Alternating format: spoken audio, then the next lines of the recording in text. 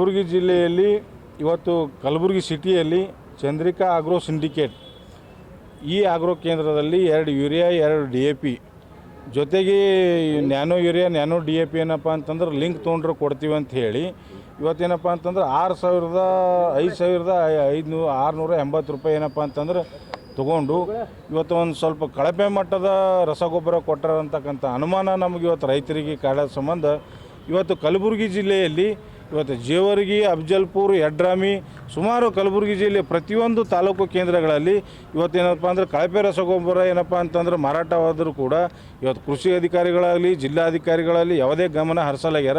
ಇವತ್ತು ರೈತರ ಬಳಿ ಏನಪ್ಪ 1800ರಿಂದ 2000 DAP ಇವತ್ತು 500ರಿಂದ 600 ಏನಪ್ಪ ಅಂತಂದ್ರೆ ಯೂರಿಯಾ ಈ ಆಗ್ರೋ ಕೇಂದ್ರ ಮಾಲೀಕರು ಸುಲಿಗೆ ಮಾಡ್ತಾಯಿದ್ರು ಕೂಡ ಇವರೇನೋ ಜಿಲ್ಲಾಡಳಿತ ಇವತ್ತು ನೇರ ಅವ್ರ ಸಂಘಟ ಕೈ ಜೋಡಿಸೋದಂತಕ್ಕಂಥ ಮಾತು ನಾವು ಆರೋಪ ಮಾಡ್ಲತ್ತೀವಿ.